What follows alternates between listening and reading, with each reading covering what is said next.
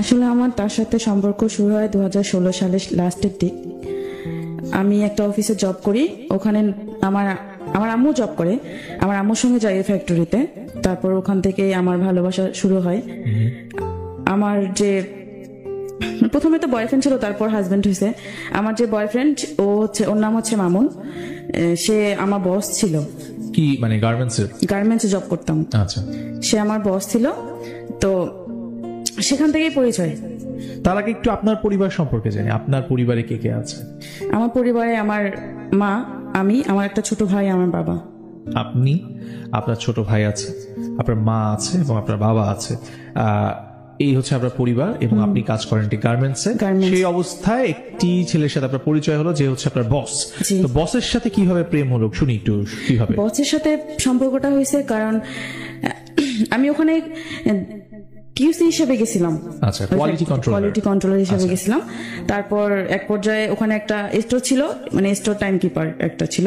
ওখানে একটা ছেলে জব করতো, মাঝখানে ওই ছেলেটা জবটা ছেড়ে দেয়। তারপর আমার যে বস, মানে আমার মামুন আমার আম্মুকে বলে, আমার আম্মু ওই ফ্যাক্টরিতে জব করতো, পরে আমার আম্মুকে বলে আমাকে বললো যে, আমার আম্মুকে বলতেছে যে তোমার মেয়ে তো অনেক মানে কথাবার্তা দিয়ে স্মার্ট আছে, আর লেখাটা অনেক সুন্দর, তাহলে তাকে আমরা স্টোরে বসে দিই। তারপরে বললো আচ্ছা ঠিক আছে, যেন কোনো সমস্যা না হয়। আমার আম্মু বলতেছে যে ওর তো কেউ নাই, আমার আবার বাবা নেই, ঠিক আছে। যে বর্তমান যে বাবা, সে হচ্ছে আমার সৎ বাবা। আচ্ছা, বলতেছে ওর তো বাবা নাই, তা আজ থেকে আপনি ওর গার্জিয়ান, ওর কিছু হলে আপনি দেখে শুনে রাখবেন। আচ্ছা, এভাবে বলছে। তার সাথে আপনার বয়সের ডিফারেন্সটা কত? বয়সের ডিফারেন্স অনেক। কত হবে সেটা? আমার তো বয়স 23 চলতেছে। না, যখন আপনার প্রেম করেছেন তখন, আমি তখন থেকে যদি বলি, আপনার সাথে তার বয়সের ডিফারেন্স কত? 5 বছর, 10 বছর? 10 বছর হবে। আচ্ছা, ঠিক আছে, তারপর বলেন। তারপর আম্মু বলতেছে ওর তো কেউ নাই, ওর বাবা নেই, তাহলে আমি আপনাকে আমার মেয়ে হাতে তুলে দিলাম, আপনার হাতে। তো বলতে আচ্ছা ঠিক আছে, সমস্যা নাই, আমি ওকে দেখে শুনে রাখবো, ঠিক আছে। পরে বলছে আচ্ছা ঠিক আছে। আম্মু তো নিশ্চিন্ত হলো। ও এমন একটা মানুষকে কথা দিয়ে ভুলাই ফেলতো, আর ওকে প্রচুর বিশ্বাস করতো মানুষ। তারপর ও আমাকে স্টোরে কাজ দেয়, স্টোরে কাজ দিতে দিতে ও আমাকে মানে নানান ভাবে বোঝাইতো যে সে আমাকে পছন্দ করতো, অনেক কিছু করতো, আমার কাছে আসার চেষ্টা করতো। আমি বুঝতাম যে সে আমাকে পছন্দ করে, এরকম। আচ্ছা, তারপর আমি তাকে এক পর্যায়ে আমাকে বলতেছে যে আমাকে অনেক ভালো লাগে, আমাকে বলছে যে ভালো লাগে। ও আমাকে বলেন, ও যখন 5টা বাজে, ম্যাক্সিমাম 5টার পর ফ্যাক্টরি অফ থাকে, তারপরও অনেক সময় দেখা যায় 8টা পর্যন্ত অফিস চলে, 5টা পর্যন্ত ও আমার কাছে বসে থাকতো। 5টার পর আমার পাশে বসে থাকতো, বাসা যেত না, আমার সাথে কথা বলতো, গল্প করতো, ওর নাকি ভালো লাগতো, বাসা যেতে নাকি। এই ব্যাপারগুলো আপনি যেহেতু গার্মেন্টসে কাজ করতেন, অন্যরা দেখতো না? অন্যরা দেখতো, বুঝতো হয়তো, কেউ কিছু বলতো না, বস যেহেতু কেউ কিছু বলতো না। একটু আমি দর্শকদের কাছে যাব। এখানে প্রচুর বন্ধু রয়েছে যারা তোমরা গার্মেন্টসে জব করো, আমি জানি, যারা সাভারে, গাজীপুরে, মোহাম্মদপুরে, মিরপুরে, শ্যামলীতে, বাড্ডাতে, বিভিন্ন জায়গায় ছড়িয়ে ছিটিয়ে রয়েছে। হয়তো আজকে অনুষ্ঠানটা শুনছে, একটু মনোযোগ দিয়ে শুনবে। আজকে কিন্তু একজন মানুষ এসেছে, সে একটা গার্মেন্টসে জব করতো এবং তার সাথে তার বসের, এবং যিনি গার্মেন্টসে জব করতেন তিনি তার চাইতে একটি বেটার পজিশনে জব করতেন। কিভাবে তাকে প্রেমের ফাঁদে ফেললেন, সেই গল্পটাই তিনি আজকে এখানে বলতে আসছেন। আপনারা যারা গার্মেন্টসে জব করেন বা যে কোনো পেশায় জব করেন, মনোযোগ দিয়ে আজকে এই নারীর গল্পটা শুনবেন। শুনি, তারপর মাহমুদা কি হলো? তারপর আমার পাশে আয়সা বসতো, তারপর আমাকে বলতো যে ওর এত তাড়াতাড়ি বাসা যেতে ভালো লাগে না, আমার কাছে বসে থাকতে মন চায়, আরো অনেক কথা বলতো। তখন আপনি যাকে প্রশ্ন করেছেন তার পরিবারে কে আছে? যখন প্রশ্ন করেছিলাম বলতে, আমি তখন প্রশ্ন করিনি কখনো। আচ্ছা, আমি কখনো প্রশ্ন করিনি। আপনার সাথে একটা মানুষের কথা হচ্ছে, আপনি কখনো জিজ্ঞেস করবেন না আপনার ফ্যামিলি? আর ওকে দেখলে মনে হয় না যে ও বিয়ে করছে কিংবা এরকম টাইপের, এটা কখনোই মনে হইতো না। কিন্তু তার ফ্যামিলিতে কে আছে আপনি জিজ্ঞেস করেননি? আমি পরে জিজ্ঞাসা করছি। আচ্ছা, সেটা পরে অনেক পরে জিজ্ঞাসা করছি। আচ্ছা, আমি তো প্রথম ভাবছি যে ও বিয়ে করেনি বা এরকম, যেহেতু আমার সাথে এরকম করতেছে। তারপরে কি হলো? তারপর ও আমার পাশে এসে বসে, আমাকে সবসময় প্রতিদিন চলতো, মানে আমাকে যতক্ষণ পর্যন্ত ওর প্রতি দুর্বল করতো না, ততক্ষণ পর্যন্ত মানে ও আমার পিছনেই লেগে থাকতো, করতো। তারপর আমি বুঝতাম যে ও আমাকে পছন্দ করে। তারপর আমি ওর মানে এমন সিচুয়েশনে ফেলাইতো, মানে বিশ্বাস করতে বাধ্য হইতাম যে আসলে সত্যি মনে হয় মানুষটা আমাকে ভালোবাসে, সত্যি মনে আমাকে পছন্দ করে। এরকম করতে করতে তার সাথে আমার রিলেশন একটা জড়ায় যায়। রিলেশনে জড়ায় যায়। কতদিন সময় নিল এই যে আপনি মানে চাকরিটা নিলেন এবং ওই যে আপনি স্টোরে দায়িত্ব নিলেন, সেখানে বুঝতে পারলেন যে সে আপনাকে ভালোবাসে, এই সময়টুকু কতটুকু যে আপনি তাকে পছন্দ করে ফেললেন বা ভালোবাসলেন, কতদিন হবে? এটা হবে হচ্ছে আমার 2 মাস। 2 মাসের ভেতরে সে আপনাকে কনভিন্স করলো সে আপনাকে ভালোবাসে এবং আপনিও বুঝে নিলেন যে হ্যাঁ, আমি আপনি তাকে বুঝে ভালোবাসেন। নিয়েছি যে সে আমাকে ভালোবাসে। ওকে, গুড। তারপর আমার ওর সাথে সম্পর্ক হওয়ার পরে ভালোই ছিল, সবকিছু ভালো ছিল।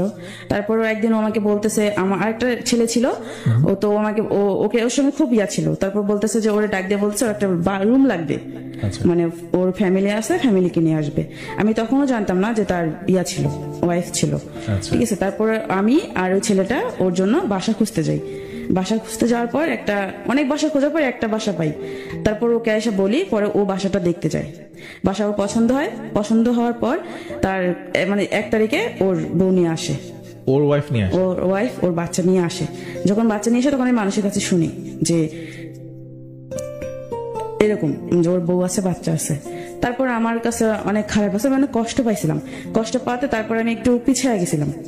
পিছিয়ে যাওয়ার পর তারপরে দেখি ও আমার অনেক ইয়া করতো, ওর প্রতি দুর্বল করতো, নানান ভাবে বোঝাইতো। আর শুরু থেকে আমার প্রতি ওর একটা অন্যরকম ইয়া ছিল। এটা আমি আগে বুঝি নাই, কিন্তু এখন বুঝতে পারছি।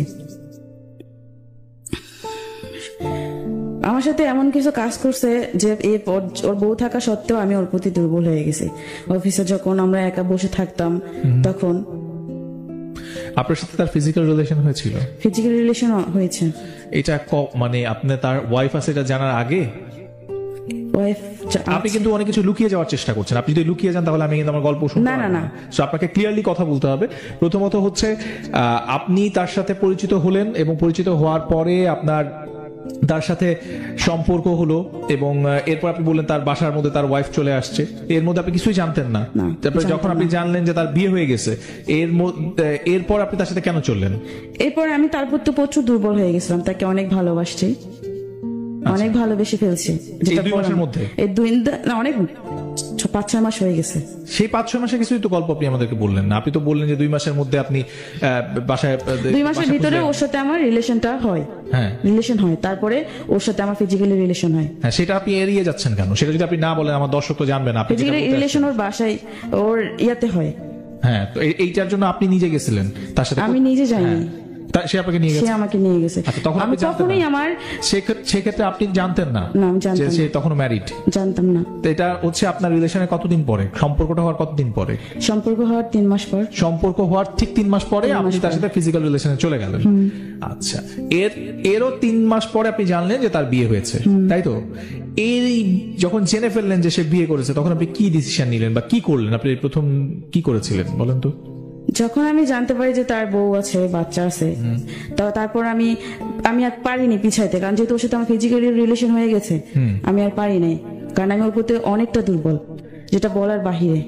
ওকে, তার মানে আপনি ফিজিক্যালি একটা মানুষের সাথে ইনভলভ হয়ে যাওয়ার কারণে আপনি তারপরে আর চাইলেও আপনি ব্যাক করতে পারি নাই। আচ্ছা, মূল কারণ? হাঁটার চেষ্টা করলেও পারি নাই আমি। তখন ভালোবাসা ছিল না? আসলে ভালোবাসা ছিল আমার ভিতর, আমি ওরে ভালোবাসছি, কিন্তু ও তো আমাকে ভালোবাসে নাই। হ্যাঁ, তাহলে আপনি ব্যাক করতে চেয়েছিলেন কেন? তখন তো আমি বুঝি নাই সে কোন দিকে যাবে। আমি আগেই বলে রাখি যে মানুষটা আসছেন তিনি অনেক কিছু এড়াই যেতে চেষ্টা করছিলেন, বাট আমার কাছে মনে হলো যে গল্পের আগে উনি অনেক কিছু বলতে চাবেন, কিন্তু লাইভে এসে গল্পটা বলবেন না, কারণ ব্যক্তিগত পর্যায়ে আমি ঘটনা শুনে কি করবো, শোনার দরকার আমার লিসেনারদের। সো আপনারা লিসেনাররা এটা আমাদেরকে শুনতে হবে। সো আজকে যারা লাইভটা দেখতেছেন, let's share this live, because এই ঘটনা শুধুমাত্র মাহমুদার সাথে ঘটে না, প্রচুর মাহমুদা এরকম ছড়ায় ছিটায় আছে। স্পেশালি তোমরা যারা গার্মেন্টসে জব করো বা বিভিন্ন নারী বন্ধু রয়েছে, তোমরা যারা বিভিন্ন জায়গায় জব করো, তোমাদেরকে আমি স্পেশালি বলবো just share this, please share this, because এই যে আমরা যারা বিভিন্ন অফিসে জব করি, আমাদের মধ্যে নারী পুরুষ সবাই মিলেই তো জব করে, তো সেখানে একদল সুযোগ সন্ধানী মানুষ থাকে যারা এই ধরনের টোপগুলো ফেলে যে তোমাকে আমি প্রতিষ্ঠিত করে দিব, কিংবা তোমার সাথে কথা বলতে আমার ভালো লাগে। এই যে নাটকগুলো করে, এই নাটকের একটা রূপ রেখা আজকে আপনারা দেখতে পাবেন, এবং এই কারণে আমি মাহমুদাকে আসলে ও যে এই বিষয়গুলো এড়িয়ে যেতে চাচ্ছিল সেগুলো আমি ওকে বলাচ্ছি, এতে করে আমাকে হয়তো খানিকটা সময় ব্রেক নিতে হচ্ছে, কারণ ও আসলে কথাগুলোকে একদম গুলিয়ে ফেলেছে। যে গল্পটা সে বলতে আসছে সেই গল্পটা, মেইন গল্পটা বাদ দিয়ে সে অন্য জায়গায় চলে যাচ্ছে। আপনারা যারা গল্পটা শুনছেন তাদেরকে মনোযোগ দিয়ে বলে রাখছি, আজকে মাহমুদা এখানে কেন এসেছে। মূলত ও এসেছে ওর জীবনের সেই গল্পটা বলতে, যেই গল্পটার সাথে ও প্রতারিত হয়েছে এবং সেই গল্পটা ওর জীবন থেকে নেয়া, ওর ভালোবাসার গল্প। আপনার গল্পটা আমি শুনবো নেক্সট স্যাটারডেতে। জাস্ট রেজিস্ট্রেশন করে ফেলুন। স্ক্রলে দেখেন রেজিস্ট্রেশন নিয়মটা বারবার যাচ্ছে। মাহমুদা, আপনি একটু পুরো ঘটনাটা আমাদেরকে বলবেন যে আপনার সাথে তার প্রেম হলো, প্রেম হওয়ার 3 মাসের মাথায় আপনি তার সাথে ফিজিক্যাল রিলেশনে চলে গেলেন। সেই সময় কি কারণে গেলেন? সে কি আপনাকে বাধ্য করেছিল বা সে আপনাকে বলেছিল আপনাকে ছেড়ে চলে যাবে? কি কারণ? আপনি একটি মেয়ে হয়ে কেন এই ধরনের ডিসিশন নিলেন? ও আমাকে ওর বাসায় ডেকে নিয়ে গেছিল, ঠিক আছে? ওর বাসায় ডেকে নিয়ে গেছিল ওর কাপড় চোপড় ধোয়ার জন্য, রান্না করার জন্য, কারণ ও না খেয়েছিল, তো আমাকে ডাকছিল। তারপরে আমি ওর বাসায় যাই, বাসায় যাওয়ার পর ওর সমস্ত কাজ করি, কাজ করার পর ও আমাকে জোর করে ফিজিক্যালি রিলেশন করার জন্য। ওকে। জোর করার পর আমার ওর সাথে ফিজিক্যালি রিলেশন হয়। ওকে, তারপর কি হলো বলেন? তারপর থেকে তো এমন কোনো মানে প্রতি সপ্তাহে এমন কোনো দিন ছিল না যে প্রতি সপ্তাহে ওর সাথে আমার ফিজিক্যালি রিলেশন হইতো। তখন আপনাদের বিয়ে হয়নি? তখন আমার বিয়ে হয়নি ওর সাথে। আচ্ছা। কারণ আমি ভয় পাইতাম যদি ও আমাকে ছেড়ে চলে যাইতো। মানে আপনি ওকে আপনার কাছে রেখে দেওয়ার জন্য সম্পর্কে বারবার যেতেন? হ্যাঁ। তাই, ঠিক আছে। তারপর কি হলো? তারপর ওর বউ আসলো, ওর বউ আসার পর অনেক সমস্যা হয়েছিল আমার আর ওর মাঝে, ঠিক আছে? আমি ওকে বলতাম যে, কারণ এই সম্পর্ক এরকম করে তো আর হয় না সম্পর্ক। ও আমাকে সবসময় বলতো, যখন বললাম যে তোমার বউ আছে, বাচ্চা আছে, তুমি কি করবা, পরে ও আমাকে বলতো যে দেখো বউ আছে, বাচ্চা আছে, পরে না জানলেও চলবে, যখন জানবে জানবে, এখন জানার দরকার নেই। আমাকে বলছে যখন জানবে তখন দেখা যাবে। আমাকে শুরুতে এভাবে বলছে যে যখন জানবে তখন, জানলে জানুক, তখন দেখা যাবে কি হয় না হয়। তাই আমি বলছি, আমি তারপর ও যখন যেটা বলতো আমি তখন সেটাই বিশ্বাস করতাম। আমি ওর উপর ভরসা বেশি করছি, ঠিক আছে? আর ও আমাকে বলতো যে আমি বাসায় যাইতাম যখন অফিস ছুটি হইতো, আমাকে জানো যখন অফিস ছুটি হইতো আমি তোমার কাছে কেন বসি জানো? আমার তো বাসা যেতে ভালো লাগে না, বাসায় গেলে আমার সাথে অনেক বাজে ব্যবহার করে, মানে বিড়ালের মতো বাসা থাকতে হয়, মনে হয় কি যে আমার বউ স্বামী আর আমি হচ্ছি বউ, এইভাবে বলছে। আমার উপর অনেক টর্চার করে আমার বউ, প্লিজ আমি কাউকে কখনো বলি না, তোমাকে বলি। আমি এগুলো কথা শুনে আর কানতো, কেঁদে কেঁদে বলতো। এগুলো কথা শুনে আমি আরো ওর প্রতি দুর্বল হয়ে যাই, যে আসলেই তো, কারণ মানুষ তো কষ্ট না পেলে এরকম কারোর সাথে রিলেশন করে না বিয়ের পর, হয়তো তার কোনো দুঃখ। মানে আপনার ধারণা হচ্ছে যে মানুষ কষ্ট পেলে বিয়ের পরে অন্য একটা রিলেশনে যায়, এটা আপনার ধারণা? আমার ধারণা ছিল। আচ্ছা, তারপর ও এরকম বলার পর আমি, কারণ কখনো আমি যাচাই করতাম না বা দেখতাম না যে আসলে ও এটা সত্যি বললো না মিথ্যা বললো, ঠিক আছে? তারপর আমি ওর বাসায় যাইতাম, কিন্তু আমাকে বাসায় ডেকে ডেকে নিয়ে যেত ওর বউর সাথে মানে পরিচয় হওয়ার জন্য, ভালো সম্পর্ক হওয়ার জন্য, যাতে ওর বউর সাথে আমার রিলেশনটা ভালো হয়। ও আচ্ছা, মানে তার ওয়াইফের সাথে আপনার পরিচয় করিয়ে দেওয়ার জন্য আপনাকে তার বাসায় নিয়েও গেছে। আচ্ছা, গুড। পাশাপাশি আমার বাসা থেকে ওর বাসা 5 মিনিট, আচ্ছা, এরকম বাসায় নিয়ে যায় ওর বউর সাথে আমার কথা মানে পরিচয় করে দেয়। আগে থেকে ফোন করে হয়তো বলে আমার কথা যে আমি আসবো, তারপর আমি ওর বাসায় যাই, ওর বউর সাথে আমার কথা হয়। তখন জানতো না, উনি জানতো না যে ওনার হাজবেন্ডের সাথে আমার সম্পর্ক। শুধু আমি আর ওই জানি, আর আমাদের সাথে যারা মিশে তারা জানে, অফিসের মানুষ জানতো। মানে একটা মানুষ তো এগুলো কথা তো লুকায় থাকে না, মানুষের আচার আচরণ দেখলে মানুষ বুঝতে পারে যে আসলেই কি আছে এদের ভিতরে। কারণ ও এমন করতো, মানে যেখানে যাইতো মানে আমি ছাড়া মানে আমার নামটাই সবসময় ওর মুখে থাকতো, অফিসে সবসময় বলতো, আমাকে না দেখলে পাগলের মতো হয়ে যেত, আমাকে না দেখলে। আমি যখন ওর বউর কাছে যাই তখন ওর বউর সামনে দেখি ও অনেক বিড়ালের মতো হয়ে থাকে, কোনো কথা বলে না, চুপচাপ। ওর বউ আবার যখন আসে তখন একদম চুপ, আবার ওর বউ যখন সরে যায় তখন আবার আমার সাথে আমার এই খোঁচাখুচি করে। আচ্ছা, তারপর এরকম করে যখন, তারপর ওর বাসায় খাওয়া দাওয়া করে আমি চলে আসি, মাঝে মাঝে যাইতাম বাসায়, ও আমাকে ডেকে ডেকে নিয়ে যাইতো বা ফোন করে নিয়ে যেত যে আয় এসে, মানে ওর বউর সামনে আমাকে তুই করে কথা বলতো, ফোন করে বলতো যে আয়শা আমার বাসায় আয়শা ঘুরে যা। ওর যে ছেলে আছে, ছেলের নাম মাহির, বলছে মাহিরের মায়ের সঙ্গে কথা বলে যা, ভালো লাগবে। সারাদিন ও বাসা থাকে, মানে আমাকে দেখতে পাবে ও, যেদিন বিশেষ করে যেদিন বন্ধ থাকে সেদিন আমাকে যায়, কারণ ও দেখতে পারে না। আর ম্যাক্সিমাম সময় অফিস তো আমাদের ছুটি হয় রাত্রে 8টা বাজে, ও আমাকে নিয়ে বেরোতে পারে না, এই জন্য শুক্রবার করে যাইতো, আবার কখনো 5টায় ছুটি হলে আমাকে নিয়ে বের হইতো। এরকম করতে করতে ওর বউর সাথে আমার একটা ভালো সম্পর্ক তৈরি হয়। ওর বউ আমাকে বিশ্বাস করে প্রচুর, ছোট বোনের মতো ভালোবাসতো যেটা, ঠিক আছে, কারণ এই বিশ্বাসটা ও ঢুকাই দিছে আমাদের ভিতরে। ওকে। তারপর এরকম আসার পরে এরকম করতে করতে ও আমাকে সবসময় শুধু বলতো ওর বউ ওর সাথে বনে না, ওর বউরে ধরে মারে, এটা করে ওটা করে, আমাকে সবসময় বলতো যে আমার বউর সাথে আমার সম্পর্ক ভালো না, আমার বউকে আমি বলি কি ভালো না, তাহলে এখনো পর্যন্ত সম্পর্কটা টিকে আছে কেন, যেহেতু ভালোই না। পরে আমাকে একদিন বলে যে শোনো, আমি বলি আপনি কি প্রেম করে বিয়ে করছেন? কয় না, আমি তো তাকে প্রেম করে বিয়ে করি নাই, আমার ফ্যামিলি দিছে। আচ্ছা। আমার ফ্যামিলি। আপনি কি দেখেন নাই? কয় না, আমি তো তাকে দেখি নাই, যে তার সাথে আমি তাকে দেখিও নাই, আমার ভাই দেখছে, আমার ভাবি দেখছে। তারপর আমার বাবা মা পছন্দ করে বিয়ে করেছে। তা আমি কি আপনার পছন্দ হয়নি? কয় না, আমার কখনোই পছন্দ হয়নি। তাহলে পছন্দ হয়নি, তাহলে আপনার যে একটা বাচ্চা আছে, এই বাচ্চাটা কিভাবে হলো? কয় আমি এই বাচ্চাটা তো আমি নিতে চাই নাই, ওর সাথে আমার বিয়ে শুরু থেকে সম্পর্ক ভালো ছিল না, এই বাচ্চাটা আমি চাইনি নিতে, ও সংসারটা টিকে রাখার জন্য এই বাচ্চাটা নিছে, যেন আমি বাচ্চাটার মায়ায় ওর সাথে সংসার করি। বলছেন, কারণ আমি আমার বউকে কখনোই পছন্দ করিনি, হয়তো মানুষের সামনে দেখাইছি, কিন্তু আমি মন থেকে কখনো ওরে পছন্দ করিনি। যবে থেকে আমি ওরে বিয়ে করছি, আমার জীবনে একটা কুপা, ও কখনো আমার ভালো কিছু হয়নি। আচ্ছা, এই যে কথাগুলো বলছেন, এটা আছে কয় বছর আগে? এটা হচ্ছে এই যে 2 বছর আগে, 1 বছর আগে। 1 বছর আগে। তো আপনার বয়স এখন 23 বছর, আপনি তখন 22 বছরের ছিলেন। তো 22 বছরের একটা নারী, সে কি একবারও চিন্তা করে না যে আরেকটা মেয়ে সংসার, সেই মেয়েটাকে নিয়ে একজন পুরুষ সংসার করছে, তাদের ঘরে একটা সন্তান আছে, তারপরও এই মানুষটা আমাকে যা বলছে সব সত্যি, এরকম মনে হচ্ছিল আপনার তখন? কারণ ও কেঁদে কেঁদে বলতো, মানে তার মানে হচ্ছে আপনি তার কান্না দেখে মনে হতো যে সব সত্যি কথা বলছে? ও কাঁদতো অনেক। আচ্ছা। যখনই বলতো, ওর কষ্টের কথাগুলো বলতো, তখনই ও নাকি মন খুলে ওর বউর সাথে কোনো কথা শেয়ার করতে পারতো না। এটা আপনাকে বলতো? হ্যাঁ। আর ও যদি কখনো মন খারাপ থাকতো, ওর বউ কখনো জিজ্ঞাসা করতো না যে কি হয়েছে না হয়েছে, কখনো বলতো না। আচ্ছা। শুধু বাসায় যায়, খায়, ঘুমায়, এরকম। আমার ওদের সম্পর্কটা নাকি অন্যরকম ছিল, আমাকে বলছে যে, আর কেঁদে কেঁদে বলতো আমাকে। আর আমি তাই বিশ্বাস করতাম, কারণ আমি তো তাকে অনেক ভালোবাসি। অনেক দুর্বল। মানে এই যে বারবার বলছেন আপনি তাকে খুব ভালোবাসেন, কিন্তু একটি পুরুষ, তার একটি বিবাহিত স্ত্রী আছে, তার সন্তান আছে, এইটা জানার পরও আপনার তাকে ভালোবাসার ইচ্ছেটা কেন বারবার হচ্ছে?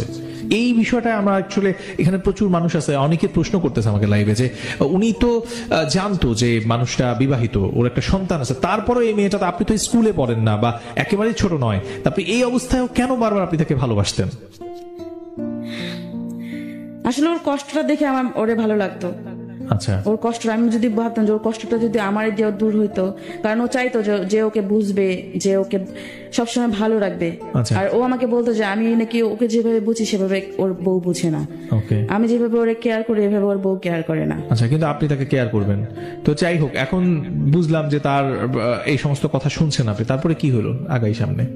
তারপর তো এরকম ও সবসময় বলতাম, যখন বলতাম যে তোমার ফ্যামিলি জানলে তখন কি হবে, তোমার বউ জানলে কি হবে, বলে যে যখন জানবে তখন দেখা যাবে। আমাকে এভাবে বলছে, যখন জানবে তখন দেখা যাবে। তারপর ওর সাথে আমার প্রায় মাঝে মাঝে ওর সাথে আমার ফিজিক্যাল হইতো, প্রায় ও আমাকে ডেকে ডেকে। তার মানে বিবাহ, মানে তার সাথে প্রেম হওয়ার 3 মাস পর থেকে আপনাদের ফিজিক্যাল রিলেশন স্টার্ট হয়েছে, এবং সে বিবাহিত এটা জানার পরেও আপনাদের এই ফিজিক্যাল রিলেশনের সম্পর্কটা চলছে, কন্টিনিউ চলছে। ওকে। তারপর আমি আসলে ফিজিক্যাল রিলেশন আমার করতাম না, ঠিক আছে। প্রথমবার ও জোর করে করছে, তারপরে ও অনেকবার বলছে, আমার ডাকছে, ও এমনকি ও একটা বাসাও ঠিক করা ছিল আমার, ও ঠিক করছিল, ঠিক আছে। ওখানে আমাকে প্রায় সময় নিয়ে যাইতো। ওকে। তারপর ও আমাকে বলতো যে ওর বউ, ওর ওয়াইফ তো আপনাকে খুব বিশ্বাস করতো, আপনি একটু আগে বলছিলেন না? আপনি একটু আগে নিজের মুখে বললেন। হ্যাঁ, আমাকে বিশ্বাস। তার ওয়াইফ আপনাকে প্রচুর, কারণ আমি তো বয়স তো আমার অনেক ছোট তাদের থেকে, কারণ ওদের তো কেউ তো ভাববে না যে ওই লোকটার সাথে আমার এরকম সম্পর্ক হবে। এক্স্যাক্টলি কেউ ভাববে না, এবং এই জন্যই আমি করবে না কেউ, এক্স্যাক্টলি কেউ বিশ্বাস করবে না বলে আমি আজকে যারা লাইভে আমাকে দেখছেন তাদেরকে বলছি, কেউ ভাববে না, পয়েন্ট ইট, কেউ ভাববে না যে এরকম ঘটনা ঘটতে পারে। একটি মানুষ, একটি হাউসওয়াইফ, তিনি তার হাজবেন্ডের একটি ফ্রেন্ডকে ফ্রেন্ড হিসেবে ভাবেন, এবং সে আসে, তার ছোট বোন হিসেবে আসে, তুই তুকারি সম্পর্ক, কিন্তু এইটা নিয়ে কখনো কোনো সন্দেহের উদ্বেগ হতেই পারে না। খুব খুব স্বাভাবিক প্রক্রিয়া, কিন্তু সেই স্বাভাবিক প্রক্রিয়ার মধ্যে কি অস্বাভাবিক ঘটনা ঘটছে সেটা একটু চোখ কান খোলা রেখে শুনতে থাকেন। আর যদি প্রয়োজন মনে করেন লাইফটা শেয়ার করেন, বিকজ এই লাইফটা শেয়ার করলে আমি 1 টাকাও পাবো না, বাট লাইফটা শেয়ার করলে হয়তো কোনো একটা হাউসওয়াইফ, কোনো একটা বন্ধু, কোনো একজন স্টুডেন্ট যে এই লাইফটা পরবর্তীতে দেখবে সে সচেতন হবে। সো আপনি একজন পুরুষ হন কিংবা নারী হন, just share this life. Mahmuda, তারপরে কি হলো বলেন? তারপর ওর যে ওয়াইফ ছিল আমাকে প্রায় মানে ভালো মন্দ কিছু রান্না করলে আমাকে ডাকতো যে আসো বাসায় আসো, বা ও ডাকতো কিনা জানি না, হয়তো মামুন বলতো, এই কারণে হয়তো আমাকে উনি ফোন করতো বা মামুন ফোন করতো, আমাকে বলতো, বাসায় ডাকতো, আমি যাইতাম, ও ছেলেকে আদর করতাম, চলে আসতাম। এরকম করতে করতে অনেকদিন যায়, ও আমাকে বাইরে নিয়ে যায়, বাইরে ঘুরতেও নিয়ে যায়। অনেক সময় দেখা যায় প্রচুর মিথ্যে কথা বলতো, আচ্ছা, প্রচুর মিথ্যা। আমি বুঝতাম, কিন্তু পরে ও অস্বীকার, মানে এমন একটা সিচুয়েশন তৈরি করে আমার ওই মিথ্যা কথাটা বিশ্বাস করতে হতো, এমন একটা পর্যায়ে আসে। তারপর আমি ওর যখন আমার প্রায় সময় বলতো যে ওর বউ মানে ওর বউরে দিয়ে ওর যায় না, আচ্ছা, আমি বেস্ট, আচ্ছা, এই বলতে যে রাস্তায় ও নাকি যতদিন বিয়ে হয়েছে হয়তো চাপে পড়ে ওর বউকে বাইরে নিয়ে গেছে, কিন্তু কখনো ওর বউর সঙ্গে বাইরে ও নিজের ইচ্ছা যাইতে চায়নি। আচ্ছা, আমাকেই সবসময় সময় দিত, মানে এই আমার সাথে সম্পর্ক হওয়ার পর থেকে আমাকেই সবসময় সময় দিত, বাসায় সময় দিত না। আচ্ছা, আর যখন বাসায় সময় দিত না তখন তো বাসায় প্রবলেম সৃষ্টি হতো, যে একটা ছেলে আছে তাকে সময় দেয় না, সবসময় বাইরে থাকে আর ফোনে কথা বলতো।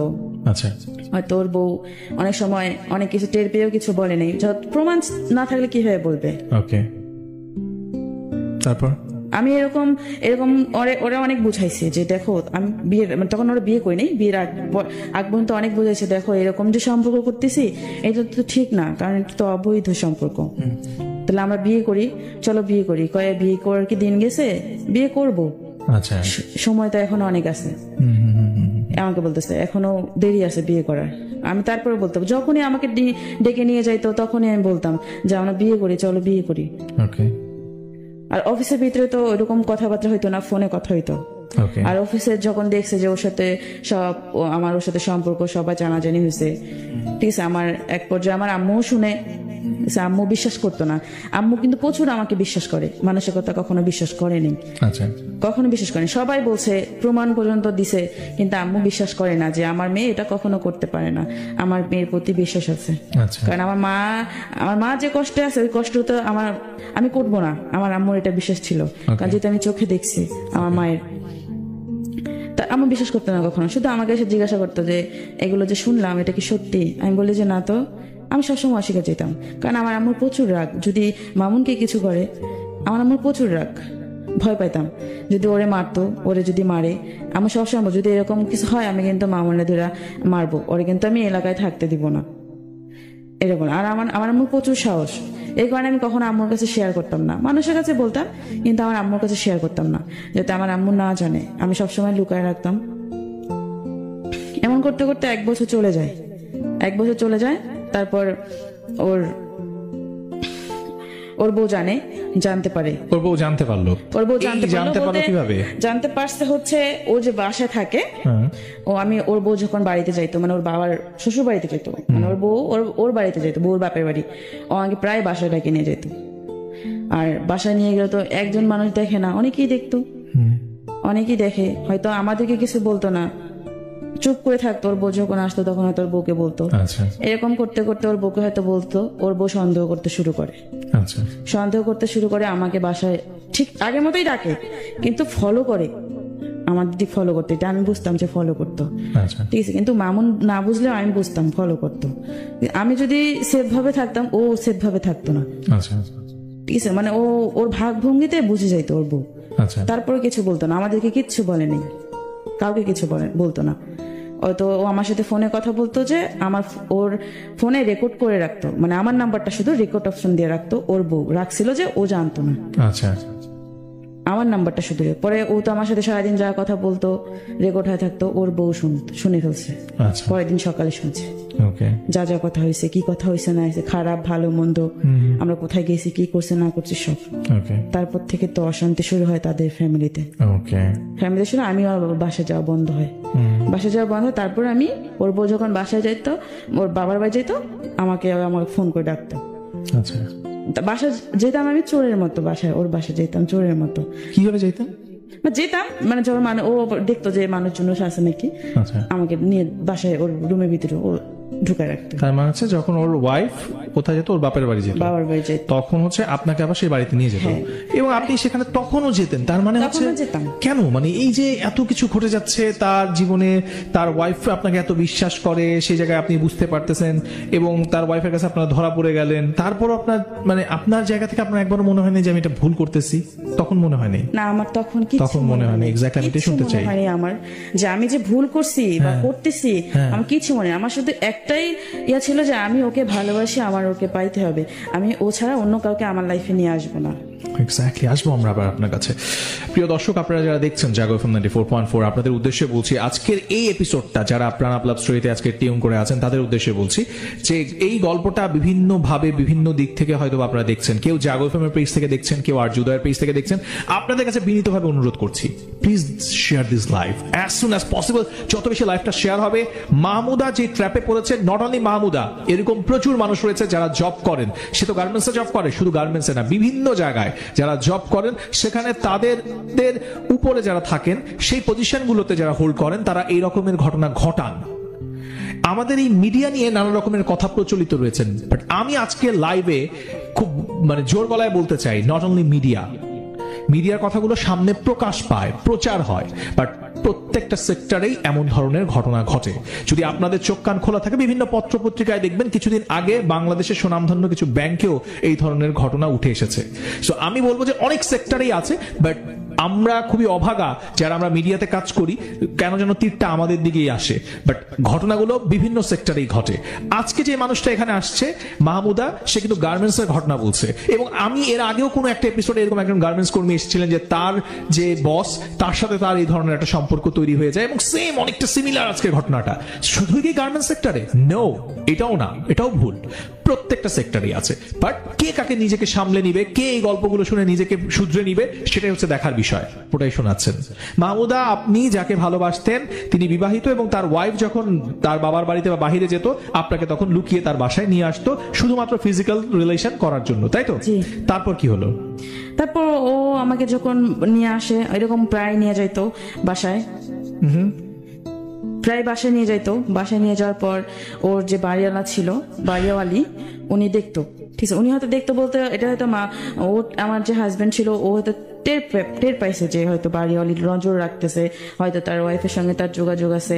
পরে আমাকে বললো যে তুমি যখন আসবা তখন দেখবা যে বাড়িওয়ালির দরজা খোলা আছে কিনা, যদি দরজা খোলা থাকে চুপচাপ ঢুকে পড়বা, আমি আমার গেট খোলা রেখে দেবো, জুতা ভিতরে নিয়ে আসবা, আমাকে বলতো, এভাবে বলতো।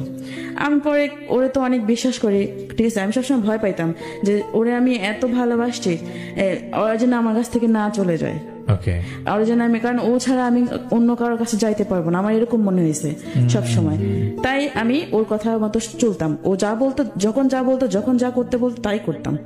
তারপর আমি এরকম দেখতাম, লুকায় লুকায় আসতাম। আর একটা ছেলে ছিল, ও পাহারা দিত। আর একটা ছেলে ছিল যে আমাদের সবটা জানতো, ঠিক আছে, ওকেও কিন্তু খুব ভালোবাসতো, আমার মনের ওয়াইফ, ওকেও ভালোবাসতো খুব, ঠিক আছে, কিন্তু তারপর ও পাহারা দিত, ও কিছু বলতো না। পরে একদিন ও আমাকে প্রায় সময় বাসায় যখন নিয়ে যায়, ওর রুম তো এলোমেলো হয়ে থাকে, আমাকে দিয়া, আমি যখন যাইতাম তখন সবকিছু পরিষ্কার করে দিয়ে আসতাম। তারপর একদিন আমরা ফ্যাক্টরিতে আসার পর ওর ওয়াইফ ওরে না বইলা চলে আসছে বাসায়, চলে আসছে। ও তো একদম ইয়ে হয়ে গেছে যে না বলে, ফোন না দিয়ে, কিছু না বলে চলে আসছে, হয়তো কোনো কারণ আছে, কারণ ওর বউ ওরা হয়তো না বলে, যেহেতু আমাদের বিষয়টা জানতে পারছে, এই কারণে হয়তো চুপচাপ আসতে করে, না কিছু না জানে, ও ভয় পেয়ে গেছিল। পরে আমাকে বলতেছে, দেখো ও মনে হয় কিছু জানতে পারছে, এই কারণে ওই চুপচাপে আসছে, আমাকে কোনো ফোনও দেয় নেই, করেনি। আমি বলছি জানতে পারছে, তাহলে এখন কি করবেন, কি করবা? আমি বলছি কি করবা, কি করা, জানলে জানছে, মানুষ কি করে না, আমাকে বলতেছে। আচ্ছা, আমি তারপরে ওর কথা বলছি, শুধু ঠিক আছে বলে গেছি। আচ্ছা, যখন যেটা বলছি তখন সেটা বলছি, ঠিক আছে। পরে লাস্টের দিক 2018 সালের দিক, এরকম করে 1 বছর গেছে, এরকম করেই ফিজিক্যালি রিলেশন করেই 1 বছর গেছে। পরে 18 সালের দিক যখন লাস্টে আসলো, তারপরে ওর সাথে আমার মানে এটা নিয়ে অনেক কিছু হইলো, অনেক কিছু হলো। ও আমার সাথে লুকায় লুকায় কথা বলে। যখন সবাই জানলো যে ওর সাথে আমার সম্পর্ক, আমার আম্মু বিশ্বাস করেনি। সবাই বলছে, সবাই কানাকানি করতেছে যে ওর সাথে সম্পর্ক, এটা হয়েছে, এটা হয়েছে, এটা করছে, এখানে নিয়ে গেছে, ওখানে নিয়ে গেছে, এরকম ভাবে আমার আম্মুকে সবাই বলতেছে। আমার আম্মু বিশ্বাস করে না, যে বলে যে আমার মেয়ের প্রতি বিশ্বাস আছে, আমার মেয়ে কখনো এরকম কাজ করতে পারবে না। এমনকি আমার বাসায় যাইতো, আচ্ছা ও ওই ফ্যাক্টরি থেকে জব ছেড়ে অন্য ফ্যাক্টরিতে জব নেই, 5টা বাজে আসতো ওই ফ্যাক্টরি থেকে, আসলে আমার বাসায় 8টা পর্যন্ত থাকতো, বাসায় আসতো। আম্মু বিশ্বাস করতে পারে যে স্যার মানুষ আমার অনেক ভালোবাসে, এই কারণে আম্মু ওরে অনেক খুব বিশ্বাস করতে পারে। কখনো ভাবতে পারে না যে ও এরকম কাজটা করবে। আমার আম্মু বাসায় রেখে যাইতো। আমার একটা ছোট ভাই আছে, এমনকি ও আমার বাসায় অনেকবার ফিজিক্যালি রিলেশন হয়েছে। আপনার নিজের বাসা? আমার নিজের বাসায়। ওকে, দেন আমার নিজের বাসায় ফিজিক্যালি রিলেশন করতো। এই যে আসতো 5টা বাজে আসতো, আসলে এই যে 7টা 8টা পর্যন্ত থাকতো, গল্প করতো, এটা করতো। আম্মু তো বিশ্বাস করে বাসায় রেখে চলে যাইতো। কিন্তু আপনার মা জানতো যে আপনার বাসায় সে আসে? হ্যাঁ, এটাও জানতো? হ্যাঁ, আচ্ছা আসতো, প্রায় আসতো, আচ্ছা প্রায় আসতো যে আসে। কারণ যেহেতু ছাড় মানুষ আমার, আর আমাদের অনেক হেল্প করতো। মানে আমার ফ্যামিলিটা একটু ছিল, অনেক হেল্প করতো, ওকে, সাহায্য করতো অনেক। স্যার ওরে খুব বিশ্বাস করতাম আমরা সবাই, মানে আমি তো করি, ওরে অনেক বিশ্বাস করতাম তখন। আর আমার আম্মু তো অনেক করতো, এই জন্য ওরে বাসায় রেখা চলে আসতো। আম্মু কাজে বেরোইতো বা দোকানে যেত, এই সময়টা ওর সুযোগ কাজে লাগাইতো। ওকে, আমার ভাই আছে, ছোট ভাইকে কখনো মোবাইল দিয়ে আলাদা রুমে রাখতো, এরকম। আমার ভাই ছোট, ওরে মোবাইল দিয়ে আলাদা রুমে বসে তো, আর আমরা আর এক রুমে ছিলাম। আমি তখনও বলতাম যে আমরা বিয়ে করি, বিয়ে করলে তো এরকম লুকায় লুকায় কিছু করতে হয় না। মানুষ কি করে না, মানুষ তো 2টা বিয়ে করতেছে, অনেকে 3টা বিয়ে করতেছে। পরে ও বলে যে করবে বিয়ে করতেই গেছে, আর আমার তোমাকে ছাড়াও বাসায়, আমাকে বাসায় যান, তোমাকে ছাড়া আমার বাসায় যেতে ভালো লাগে না। বাসায় গেলে ক্যাশ ম্যাচ বলে, যে খালি চিল্লি, ওর বউ নাকি খালি চিল্লা। ও আমায় যখনই জিজ্ঞাসা করি তখনই বলে যে ওর বউ সাথে বনে না। তখন কোনো সময় ভালো কথা বলে নেই যে ওর বউটা অরিয়া করে। আর একদিন, মানে এই ঘটনার পর একদিন বলতেছে, আমি ওর ছবি পোস্ট করতাম, তো ছবি পোস্ট করলে আমাকে ওর বউ দেখতো, যে আমি কেন ওর ছবি কেন পোস্ট করব। এটা তো স্বাভাবিক, একজন বউ হিসাবে তার হাজবেন্ডকে তো জিজ্ঞাসা করা দরকার যে কেন তোমার ছবি ও ফেসবুকে আপলোড করতেছে। ও বলে যে স্যার মানুষ আপলোড করতে পারে না, তাই বলে এইভাবে বলতেছে যে আমি ওরে কলিজা বলে ডাকতাম। আচ্ছা, ঠিক আছে, এইভাবে দিতাম, মানে কখনো হাঁটুর পিক দিতাম, কখনো আবার মুখের পিক অর্ধেক কেটে দিতাম, পুরোটা কখনোই দিইনি। আচ্ছা, ঠিক আছে, ওর বউ বুঝতে পারতো যেটা ও। এটা নিয়ে অনেক সমস্যা হইতো। তারপরে হ্যাঁ একদিন চলে যায়, বাসা থেকে চলে যায় অনেক রাত্রে, বাচ্চাটাকে নিয়ে বের হয়ে চলে আসে। তারপর কোন নাকি বোনের বাসা ছিল অনেক রাত, ও আবার খোঁজাখুঁজি করতে বের হয়। পরে আমিও আবার ওর সঙ্গে, মানে আমার একটা ভাস্তা আছে, ওকে নিয়ে বের হই যে কোথায় গেছে এত রাত্রে বাচ্চাটা নিয়ে। আমি আবার ওর সঙ্গে বের হই। পরে আমাকে বলতেছে তুমি আসছো কেন, তোমাকে দেখলে তো আরো সমস্যা হবে। পরে আমি বলছি না আমি আসি। পরে আচ্ছা ঠিক আছে, তারা দুজনে পরে খোঁজাখুঁজি। পরে ও ফোন দিল, কাকে জানি, ওর ভাইকে না কাকে ফোন দিয়া বললো যে হ্যাঁ ও তো আছে, মানে ওর বউ আছে, ওর বোনের বাসায়, একটা বোনের বাসায় আছে, চৌরাস্তা না কোথায়।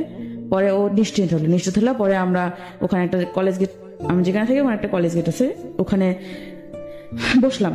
বসার পর অনেকক্ষণ কথাবার্তা বললাম। ওর বউর বিষয়ে কথা বলতেছে যে অনেক অশান্তি বাসার ভিতরে, আমার ভালো লাগে না, মানুষ কি করে না। আর আমি এখন কথা বলি না তোমার সাথে। ও কিন্তু আমার সাথে এই ইয়ার পর ও আমার সাথে কম কথা বলছে, বেশি কথা বলেনি, যাতে পরিবার, ওর বউ বিশ্বাস করে যাতে আমার সাথে ওর কোনো সম্পর্ক নেই। এই কারণে কম কথা বলতো, বাসা থেকে কম বেরোইতো। আচ্ছা, ঠিক আছে। আর বাসা থেকে যখনই বেরোইতো ওর বউ খালি সমানে ফোন দিত যে ওর বউ সুন্দর ছিল, যে হয়তো সুমি মাহমুদের কাছে গেছে, এরকম একটা ইয়া করতো। তারপর এরকম করতে করতে পরে 3 দিন পরে ওর বউ আবার আসছে বাসায়, নিয়ে আসছে নাকি আমি জানি না, কিন্তু বাসায় আসছে। বাসায় আসার পর হয়তো ওদের মারামারি লাগছে নাকি লাগছে, ওর হাতের এখানে ছুলে গেছে বা গালে একটু ছুলে গেছে। পরে আমাকে বলতেছে যে বাসে করে জানি কোথায় যাচ্ছে। পরে আমাকেও দেখাইতেছে, আমি বুঝি নাই প্রথমে কি হয়েছে। পরে আমাকে বলতেছে দেখো কি করছে। আমি কি করছে, আমি তুমি কি শরীর ইয়া করছিলা যে এরকম দাগ হয়েছে? না, আমাকে না মারছে, এভাবে বলছে। জানি না, একটু মন খারাপ করে বলছে। আমার আরো ওর প্রতি ইয়া লেগে গেছে যে এইভাবে বউ মারে, স্বামীকে কখনো মারে। পরে আমি একদিন ওর বউকে জিজ্ঞাসা করছি যে শুনেন, আপনি কি আপনার ইয়াকে আপনার বরকে মারছেন? পরে বলতেছে না, আমি তো মারি নাই, এটা মিথ্যে কথা বলছে। আমি শুধু ওর তোমার সাথে ওর রিলেশন আছে নাকি এটা জানার জন্য আমি ওর গালে ধরছিলাম, আমার নখটা হয়তো লাগছে, আমাকে এটা বলছে। তাহলে ও এক ভাবে বললো আর উনি আরেক ভাবে বললো, আর কিছু বলেনি। আমাকে একদিন বাসায় আসছে, মানে বাসায় এসে আমাকে জিজ্ঞাসা করতেছে, উনি সহ মামুন সহ ওর বউ সহ আসছে, আয়সা আমার আম্মু বাজারে গেছে, ওদেরকে দেখে বাজারে গেছে। এখন আমাকে ওর বউ, ও আমার সামনে বসা, ওর বউ আমার সামনে বসা, আর ও আমার পাশে বসা। ওর বউ আমাকে ডাইরেক্ট জিজ্ঞেস করতেছে যে তুমি, আচ্ছা তোমার স্যার কি তোমাকে কখনো এরকম দেখাইছে যে তোমাকে বিয়ে করবে বা কোনো কিছু, কোনো দেখাইছে, আশা দিছে তোমাকে? তা আমি একবার ওর মুখের ভিতরে দেখি, একবার ওর বউর মুখের ভিতরে দেখি। ও আমাকে না আগেই বলছে, মানে ওনারা আসার আগে আমাকে ফোন দিয়ে বলছে যে আমরা যাইতেছি, ও কিন্তু যাবে তোমার ওখানে, তোমাকে কিছু জিজ্ঞেস করলে তুমি শিকার আসবে না, আমাকে এভাবে বলছে। পরে ওরা আসলো, আমি তো জানি যে ওরা আসতেছে। পরে আমাকে জিজ্ঞেস করতেছে, তুমি সত্যি করে বলো তো তোমার স্যারের সাথে তোমার কোনো সম্পর্ক আছে? বলো, তুমি বলো, যদি কোনো সম্পর্ক থাকে তাহলে আমি নিজের দাঁড়ায় থেকে তোমাকে বিয়ে দিব, এভাবে বলছে। পরে আমি বলছি না, আমাকে তো কখনো এভাবে উনি আশা দেয়নি। আমি মিথ্যা বলছি যে আশা দেয়নি, মানে আমি ও যেটা আমাকে শিক্ষা দিয়েছে আমি সেটাই বলছি। পরে উনি চলে গেল, আমার তো অনেক রাগ উঠছে যে উনি আমাদের বাসায় এসে আমাকে এভাবে বলে গেল, যে আমার অনেক রাগ উঠছিল তখন তো আমি আবেগের ভাসছিলাম, বুঝছেন। তারপর রাগ উঠছে, তারপর ওর বউ চলে গেল, আমাকে অনেক কিছু বোঝায় চলে গেল। চলে যাওয়ার পর 1 মিনিটও হয়নি, ও আবার আমার বাসায় আসছে, আইসা আমার হাতে পায়ে ধরতেছে যে আমি যেন রাগ না করি, রাগটা কিছু যেন না করি ওর বউর কথায়। ও আমাকে ভালোবাসে আর সারা জীবন ভালোবাসবে, এভাবে বলছে।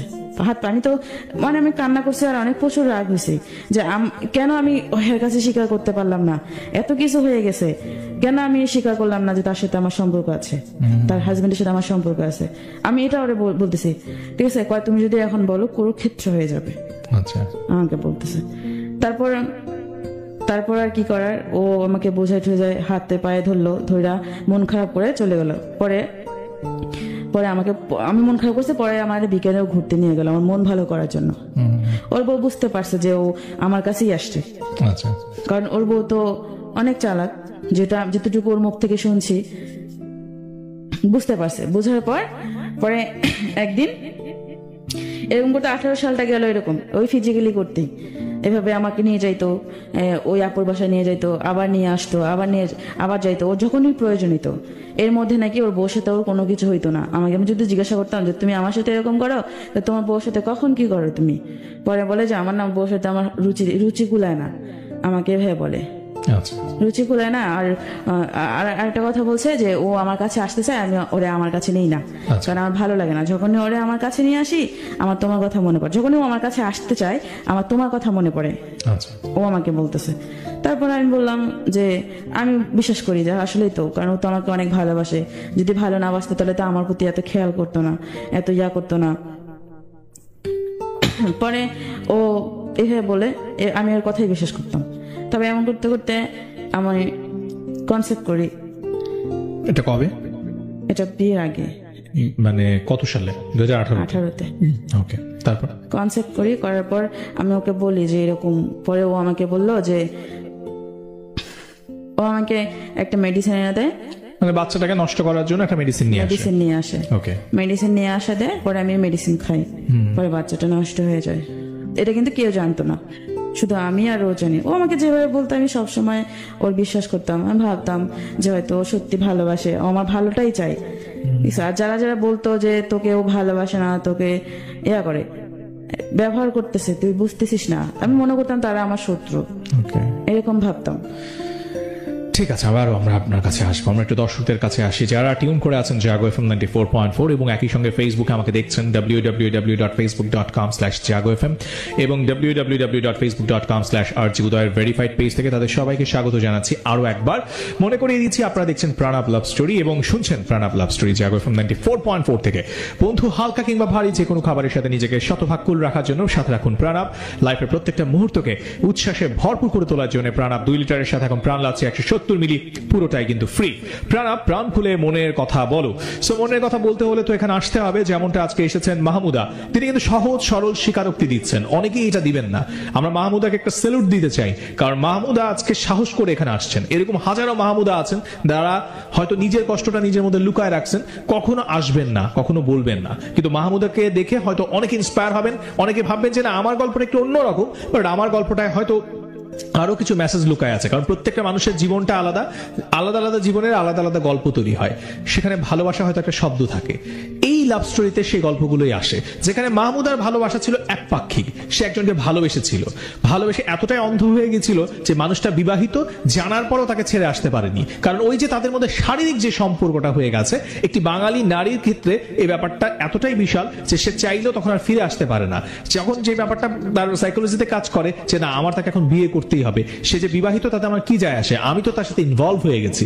এবং সেই প্রেক্ষাপট থেকে মাহমুদা কিন্তু তার ইচ্ছার বিরুদ্ধেও তার সাথে বারবার শারীরিক সম্পর্কে যুক্ত হয়ে গেছেন, এবং একটা পর্যায়ে সেই মানুষটির ওয়াইফের সাথেও সে মিথ্যে বলেছেন, এবং দিনের পর দিন তাদের মধ্যে এই সম্পর্কটা কন্টিনিউ ছিল। এক পর্যায়ে মেয়েটি প্রেগনেন্ট হয়ে যায়, কিন্তু সেই আবারও জঘন্য যে কাজটি আমাদের সমাজে প্রচলিত রয়েছে, অর্থাৎ এই অনাগত ভবিষ্যতে পিতৃত্ব কি হবে, কোনো পিতৃত্বের পরিচয় নেই, তাই সন্তানটিকে পৃথিবীতে আসতেই দেওয়া যাবে না, এবং তারই পরিণতি বাচ্চাটিকে নষ্ট করে দেওয়া হলো। তারপর কি হলো আমরা শুনবো, তবে তার আগে জানিয়ে রাখি, তোমরা যারা লাইভটা দেখছো, বন্ধু তোমাকে বলছে যে তুমি আজকে প্রথমবার লাইভ দেখছো বা নিয়মিতই দেখো, আমার লাইভটা কিন্তু তুমি চাইলে শেয়ার করতে পারো। 10টা গ্রুপে শেয়ার করো, বেশি না 10টা করে গ্রুপে যদি প্রত্যেকে শেয়ার করেন, কালকে রাতে ভিতরে এইটা অনেক অনেক মানুষের কাছে পৌঁছে যাবে। আজকে রাতে অনেকে ঘুমায় গেছে, যারা কখনো রেডিও দেখে না, ফেসবুকে ঢুকে না, আমাদের এই পেজগুলোর তারা ভিজিটই করে না, কিন্তু আপনার ফ্রেন্ড লিস্টে এরকম অনেক ফ্রেন্ড আছে যে সামহাও এই ভুলটা করতেছে নিজে নিজে, হয়তো কাউকে বলতে পারতেছে না। সো আপনি জাস্ট নিজের অজান্তেই সেই মানুষটাকে সাপোর্ট করতেছেন। আপনি নিজের টাইমলাইনে ভিডিওটা শেয়ার করেন, আপনি যে গ্রুপগুলোতে ভিজিট করেন সেই গ্রুপগুলোতে এই ভিডিওটা শেয়ার করেন, তো কি হবে যে অনেক মানুষ দেখতে পারবে, কালকে দিনের বেলাও অনেকে ভিডিওটা দেখবে। সো আমি আপনাদের কাছ থেকে এই সাপোর্টটুকু চাই, জাস্ট শেয়ার করেন। এই লাইভটা যত বেশি শেয়ার করবেন তত বেশি গল্পগুলো মানুষের কাছে পৌঁছাবে। এগুলো তো গল্প না, এগুলো জীবনের কথা। একটা মানুষ তার নিজের জীবনের, বাস্তব জীবনের ভালোবাসার গল্প বলতেছে। এখানে ভালোবাসা কোথায়, এখানে মোহ কোথায়, এখানে প্রতারণা কোথায়, সেটা আমরা নিজেরাই খুঁজে নিব। চলেন জাস্ট শেয়ার করি। মাহমুদা তারপরে আবার ফিরে আসি। তার আগে একটু বন্ধুদেরকে বলি যে আপনিও এখানে আসতে পারেন। মাহমুদার আজকের গল্প শুনে যার মনে হয়েছে যে আপনি আসবেন, রেডিওটাতে আইসা গল্পটা বলতে হবে, এটা লাইভ কিন্তু। সো আপনাকে এরকম রাত বিরাতে গল্পটা বলার ইচ্ছা থাকতে হবে, সাহস থাকতে হবে। শেষ সময় গিয়ে বলবেন যে আমি তো রেজিস্ট্রেশন করছিলাম, তখন না আসলে আমার ওয়াইফের সাথে আমার ঝগড়া চলতেছিল, আমার বয়ফ্রেন্ডের সাথে আসলে আমার একটু ভুল বোঝাবুঝি ছিল, এখন তো আমি আর যাবো না। এরকম যারা আছেন তারা গল্প রেজিস্ট্রেশন করবেন না। অনেকেই আছেন ক্লাস 6-7 পড়েন, মন চাইলো লাভ স্টোরিতে রেজিস্ট্রেশন করেন, পরে ফোন করি দেখি আপনার আম্মা আব্বা ধরছে, তা আপনি একটা অকওয়ার্ড সিচুয়েশনে পড়েন। এইরকম বোকামিগুলা করবেন না। এতবার করে একই কথা কেন বলি, যেন আপনি এখানে সুস্থভাবে আইসা গল্পটা বলতে পারেন।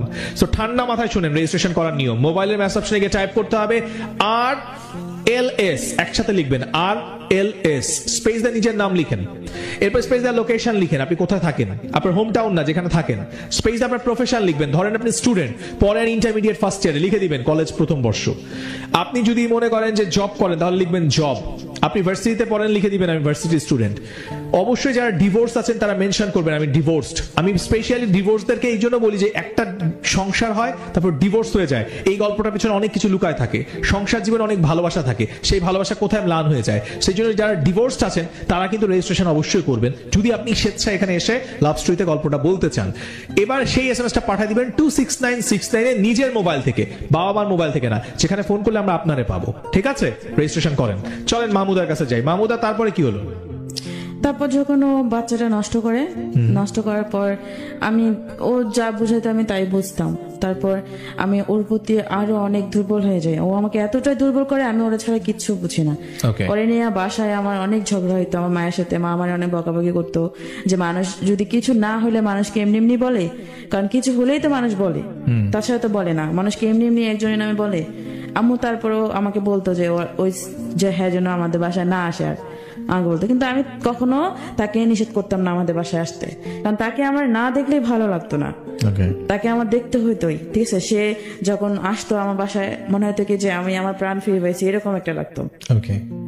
তারপর ও আমার আম্মু বারবার বলতো তুই কিন্তু বলবি না আমাদের বাসায় আসতে, ঠিক আছে, মানুষ অনেক কথা বলে। আমি শুনতাম না, আম্মুর কথা শুনতাম না। তারপর ও আমার বাসায় আসে, আমার বাসায় আসলে আম্মু রাগ হয়, কিন্তু বুঝায়, ওর সামনে বোঝায় না, কিন্তু আমাকে বোঝায়। তারপর আমাকে আবার ও বলে যে তোর আম্মু কি কি বললাম, না কিছু বলে নেই, এভাবে বলতাম। ও যদি আমার সাথে একটু বসে কথা বলে আমার খুব ভালো লাগতো। নিজেকে সারাদিন ওর সাথে দেখা নাইলেও অনেক মনে কি আমি অসহায় অনেক। আচ্ছা। আর ও যখন আসতো তখন মনে হতো যে ও ছাড়া মানে ওই আমার পুরো পৃথিবী, এরকম ভাবতাম। কারণ ওরকমটা আমার কাছ থেকেও আমার করাই নিছে, যেন ওরে ছাড়া আমি কিছু না বুঝি, আর অন্য কারোর কাছে যাইতেও না পারি। কখনো কারোর সঙ্গে ফোনে কথা বলতে পারতাম না। আমার ফেসবুক অ্যাকাউন্ট যে ছিল ওটাও ওর কাছে থাকতো, কার সাথে SMS করে না করে ও সব দেখতো। ঠিক আছে। আবার অনেক সময় দেখা যায় আমার নাম্বার ট্যাপেট করে রাখতো, আমার কল সব ওর ফোনে যাইতো, এরকম রাখতো। মানে দেখতো যে আসলে আমি ওর প্রতি কতটা দুর্বল, কারণ যতটা আমি ওর প্রতি দুর্বল হব ততটাও আমাকে ব্যবহার করতে পারবে। কিন্তু আমি তখন বুঝি নাই, এখন বুঝি। তারপর এরকম করতে করতে গেল। আমার একদিন পরে একটা আন্টি ছিল আমার, ওই আন্টিটা পরে সবাই আমাকে বোঝাইতো, দেখ মানে যারা যারা জানতো যে এরকম তোর থেকে অনেক বয়সের, কিন্তু বোঝা যায় না যে তার বউ আছে, বাচ্চা আছে। ওকে দেখলে কেউ বলতে পারবে না যে ওর বিয়ে হয়েছে বা বাচ্চা আছে, আমাকে বোঝায়। তারপর আমি বুঝতাম না, আমি শুধু বলতাম যে আন্টি দেখো আমি তো তাদের অনেক ভালোবেসে ফেলছি, আমার পক্ষে সম্ভব না সরে আসা। যদি সরে আসা হয়তো তাহলে যখন দেখছি যে ওর বউ আছে, বাচ্চা আছে, তখনই সরে আসতাম। ঠিক আছে, আমি এভাবে বলতাম। তারপর বলতো যে নিজের কপালটা খাস না, আমাকে এভাবে বলতো। তাই আমি বলতাম, আমি শুনতাম না, কেন যেন আমি একটা মোহর ভিতরে ছিলাম। আমার কাছে এরকম মনে হয়েছে, মানে আমি রঙিন চশমা পরে আছি, আমার ওর যা কিছু দেখি আমার সবটাই ভালো লাগে, এরকমটা মনে হইতো। তারপর এক পর্যায়ে যখন আসে, অনেকটা গভীরে চলে আসে, এটা 2018 শেষের দিক, 2018 সালের শেষের দিক। ও আমাকে আমার সাথে কিরকম খারাপ ব্যবহার করা শুরু করে। খারাপ ব্যবহার বলতে আমাকে বোঝায় যে এখন বিয়ে করা যাবে না। আমি ওকে কিন্তু ইদানিং খুব তখন খুব বলতাম যে আসো বিয়ে করি, চলো বিয়ে করি। যখনই ডাকতো আমাকে নিয়ে যাইতো কোথাও, তখনই আমি বলতাম চলো বিয়ে করি, মানে বিয়ের গানটা ছিলই। তার বলতে এখন বিয়ে করবো না, এখন বিয়ে করলে সমস্যা আছে, ঠিক আছে, এখন অনেক সমস্যা করতে পারে ওর বউ শুনলে। আর পরে বলতেছে যে আমরা বিয়ে করবো, কেউ তো জানবে না যে আমরা বিয়ে করছি, ঠিক আছে। আমি এভাবে বলছি। পরে আচ্ছা ঠিক আছে দেখি। তার কয়েকদিন পর দেখি ও আমার সাথে পোল্টি বাজ নিল যে শোনো এখন বিয়ে করা যাবে না। যখন দেখছি আমি ওখানে বিয়ের জন্য চাপ দিচ্ছি, তখন বলছি শোনো এখন বিয়ে করা যাবে না, বিয়ে এখন যদি করি অনেক প্রবলেম হবে, আমি অনেক প্রবলেমে পড়বো, আমাকে বলতেছে। কারণ এখন তো সবাই জানে যে হয়তো তোমার সাথে আমার সম্পর্ক। এ নিয়ে একদিন অনেক কিছু হয়েছে ওর বাড়িতে, ওর বউ গেছিল, সবাই আমার আম্মু জানতো না, আম্মু একদম পরে বিশ্বাস করছে। একদিন আমাকে ফোন দিছে, ওর বউ রাগ হয়ে চলে গেছে বাড়িতে পাঠাই দিছে। ও আছিল বাড়িতে, ও আমাকে যখন যেটা বলতো তখন আমি সেটা রান্না করে দিতাম। এমনকি আমি আমার বাসায় রান্না করে ওর বাসায় পৌঁছায় দিতাম আমার ভাইকে দিয়া, আবার আমার বাসায় এসে খেয়ে যেত, এরকম খেয়ে যেত। তারপর ও আমাকে বলতেছে যে আজকে বাড়িতে যাবো। আমি কেন? হ্যাঁ দরকার আছে। কি রান্না করছো? আমি রান্না করছি। পরে কয় তাহলে একটু পরে আমি ওর জন্য রান্না করলাম, রান্না করে পরে ও খাইলো। খাওয়া দাওয়া করার পর আমাকে বলতেছে তাহলে আমি এখন আসি, কি হয় না হয় আমি তোমাকে জানাবো। মানে ওকে বাড়িতে ডাকছে, সবকিছু জিজ্ঞাসাবাদ করবে যে আসলে কি সত্যি কি না মিথ্যা। আমাকেও ফোন দিয়ে আমাকে বলছে যদি তোমাকে ফোন দেয় তুমি কি বলবা? তুমি বলবা যা সত্যি তাই বলবা, আমাকে এভাবে বলছে। আচ্ছা। তা আমি পরে ও বাড়িতে গেল, আমার বাসা ভাত খেয়ে গেছে, কিন্তু ওর বাড়িতে গেল। বাড়িতে যাওয়ার পর বিকেলে গেছে, তার পরের দিন সকালে আমাকে ফোন দিছে। ওর বাসা থেকে ওর নাম্বার থেকে একটা ফোন আসে, ওর বউ ফোন দিছে। ফোন দিয়ে আমাকে জিজ্ঞাসা করতেছে যে ওর সাথে আমার সম্পর্ক অনেকদিন থেকে, কেন আমি মিথ্যে কথা বলছি, এগুলো জিজ্ঞেস করে, মানে শিক্ষা আমার কাছ থেকে নিতেছে। পরে আমি বলছি সত্যি কথা যা বলছে। ওর বউ আমাকে এক কথা মানে ও মামুন আমাকে এক কথা বলে, ওর বউকে আর এক কথা বলে। ওর ফ্যামিলির সবাই ছিল ওখানে, ঠিক আছে। ওর যে মামুনের যে বাবা, পরে মামুনের বাবা আমার সাথে কথা বললো যে তুমি তো অনেক ছোট, মানে ও ছেলের দোষ দিতেছে, যদি আমার ছেলে কখনো তোমার কাছে যায় ওরে জুতা দিয়ে মারবা। ওর বাবা বলছে জুতা দিয়ে মারবা, যে ও কেন বউ বাচ্চা রেখে তোমার কাছে গেছে, আর তুমি কেন জায়গা দিছো ওরে, এটা বলছে। এটা প্রশ্ন করাটাই স্বাভাবিক, যেহেতু সবকিছু জানি। তারপর এরকম করতো। আমার পরে অনেক কান্না আসতেছিল যে সবাই জানাজানি হয়ে গেছে। মামুনও বলতেছে ওদের সামনে যে হ্যাঁ আমাকেও ভালোবাসে, ওদের সামনে বলছিল কিন্তু যে আমাকেও ভালোবাসে।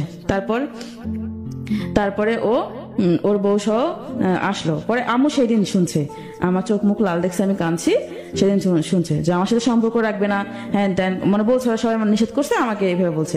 তারপর বউ সহ আসতেছে বাড়িতে, বাসের ভিতরে আমি ফোন দিছি, ফোন দেওয়াতে পরে আমি কথা বলতেছি, ওর বউর সাথে কথা বলতে। ওর বউ আমাকে জিজ্ঞাসা করতে গেলো, সেদিন তুমি কেন অস্বীকার করছো যে তোমার স্যারের সাথে তোমার কোনো সম্পর্ক নেই? আমি কিন্তু সবসময় মামুনের জন্য ওর বউর সাথে অস্বীকার করতাম, মিথ্যা কথা বলতাম যে সম্পর্ক নেই, এসব বলতো।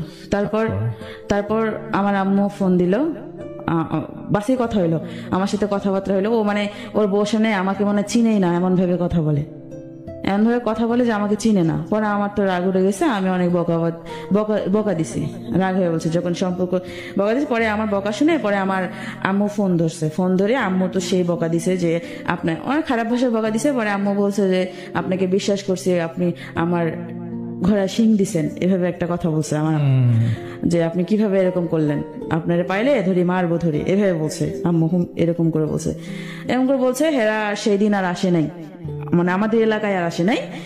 ওর ভাইয়ের বাসায়, চৌরাস্তা ভাইয়ের বাসায় ওর বউ নিয়ে ওঠার পরে পরের দিন বলতে আমার বাসায় কিন্তু খুব অশান্তি চলতেছে, খুবই অশান্তি চলতেছে, যেটা বলার বাহিরে যে আমি ওর সাথে সম্পর্ক করি, এত কিছু হয়ে গেছে।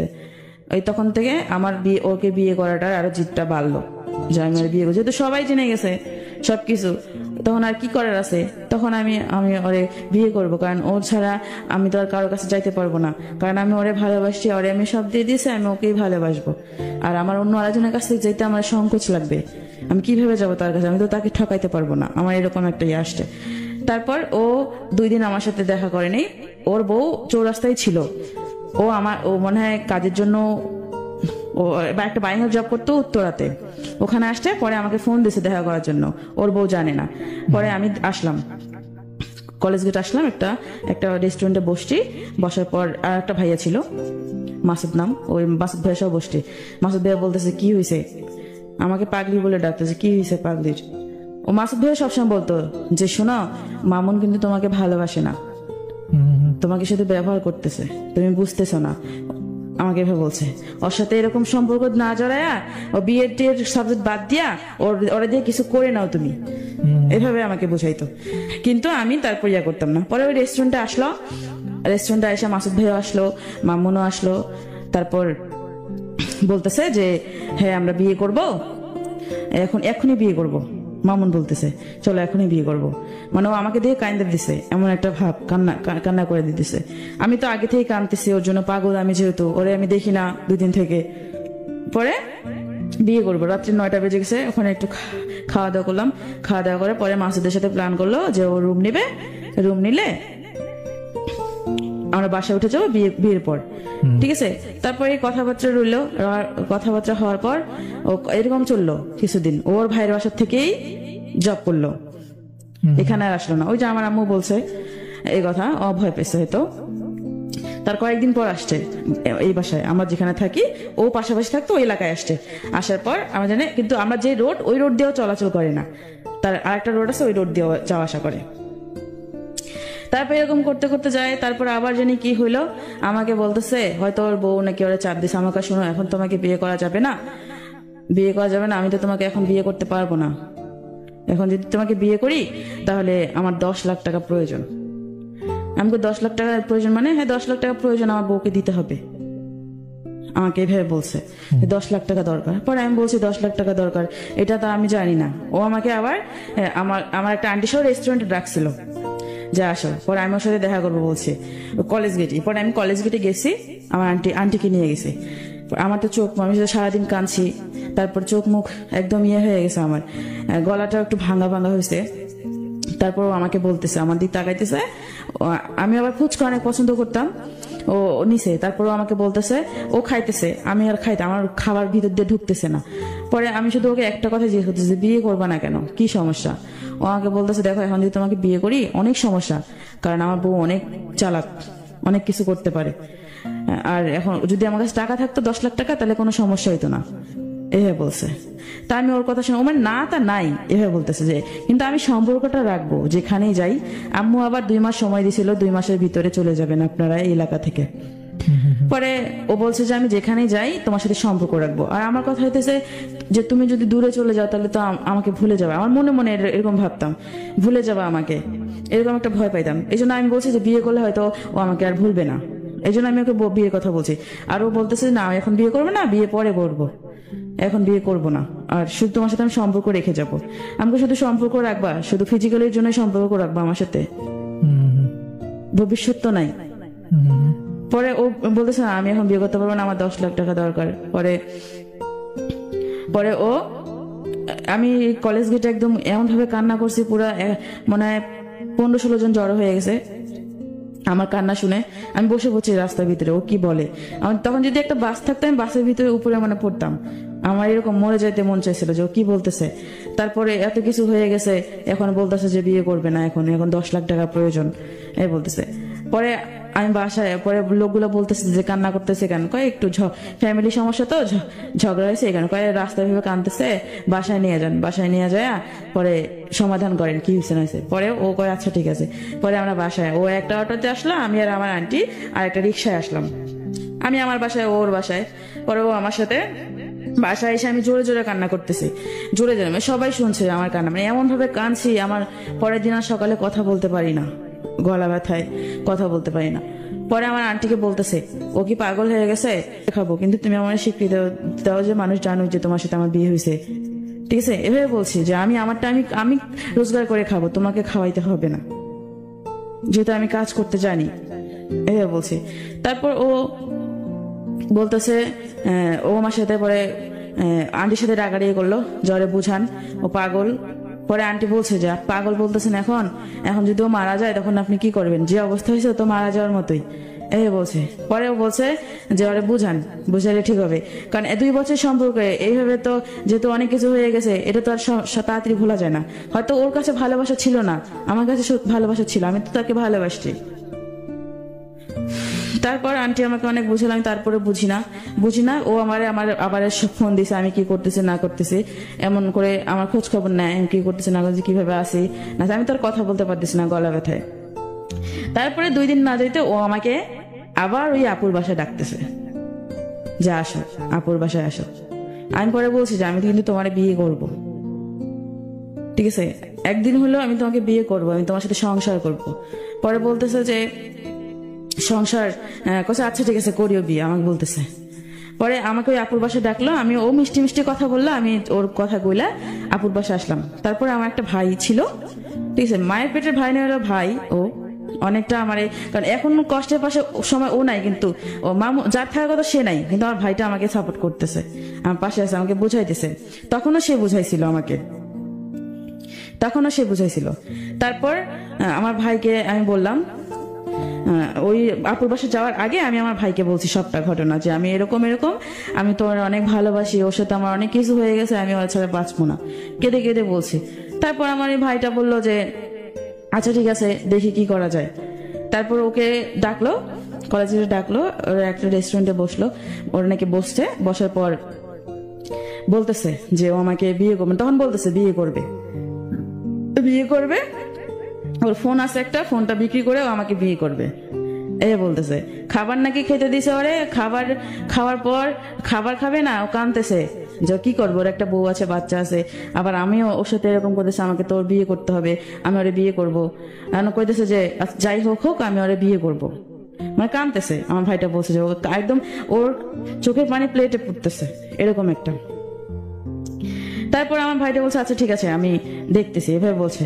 পরে আমাকে জিজ্ঞাসা করলো, আমিও তো কান্নাকাটি গলায় বললাম যে হ্যাঁ আমি ওরে বিয়ে করতে চাই, ঠিক আছে। ও পরে আমার কাছে আবার বলে যে ওই 10 লাখ টাকার কথা বলে, যে আমি তো এখন বিয়ে করতে পারবো না, 10 লাখ টাকা আমার লাগবে,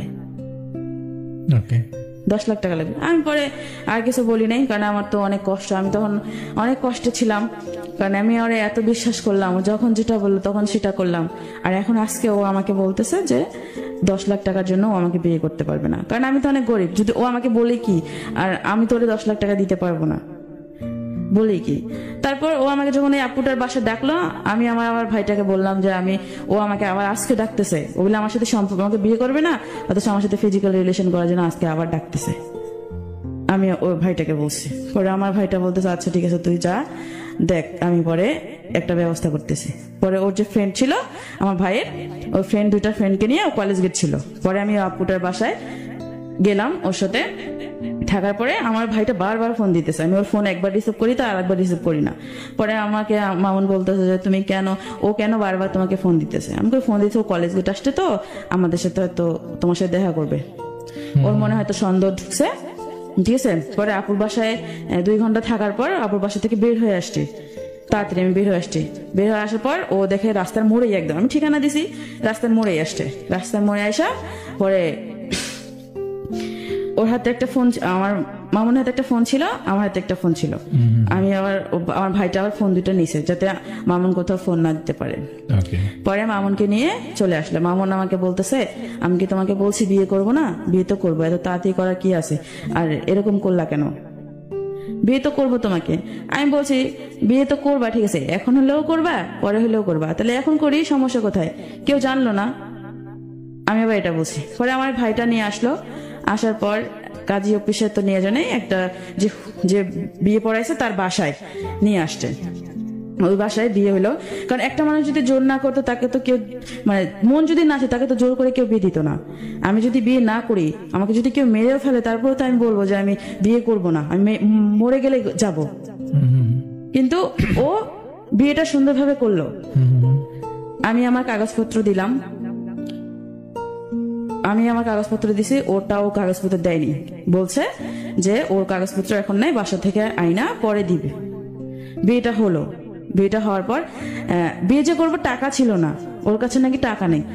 আমার আম্মু আমাকে কষ্ট করে একটা স্বর্ণের চেন বানাই দিছিল, আমার পড়লে হয়তো আমার ভালো লাগবে এই কারণে, সবার গলায় আছে আমার গলা খালি, এই কারণে আম্মু আমাকে কষ্ট করে একটা স্বর্ণের চেন বানাই দেয়। আমি ওর এতটাই ওর প্রেমে অন্ধ হয়ে গেছিলাম যে আমি তখন ভাবি নাই যে আমার মায়ের তো এটা কষ্টে রোজগার করার টাকা দিয়ে চেনটা বানানো। আমি ওর জন্য এই চেনটা পর্যন্ত বিক্রি করে দিই, বিক্রি না বন্ধ করে রাখছিলাম 10,000 টাকায়, কিন্তু পরে আর ওই চেনটা উঠাইতে পারিনি। আচ্ছা, তারপর বিয়ে যখন করি, বলো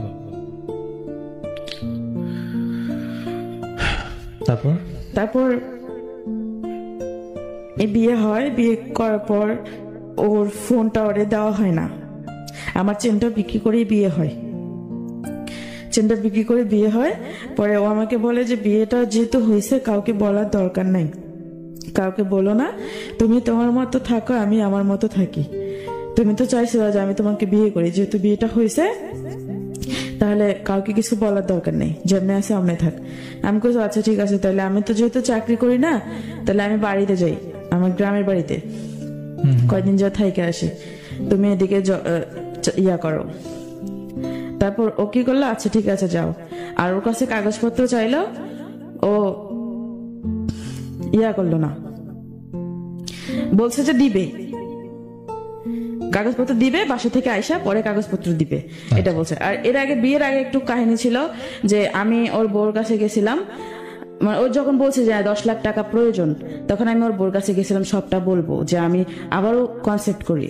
আচ্ছা, আবারও কনসেপ্ট করার পর আমি বলি যে এরকম এখন তো এরকম অবস্থা, আমি কনসেপ্ট করছি। পরে বলে যে তুমি এরকম করছো, মামুনকে বলো নাই?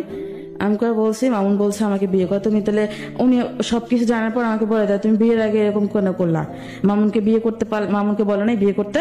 আমাকে বলছি, ও পরে বলছে পরে করবে। এখন বলে যে কেন পরে করবে, কেন এখন করতে বলো, আমাকে এভাবে বলছিল।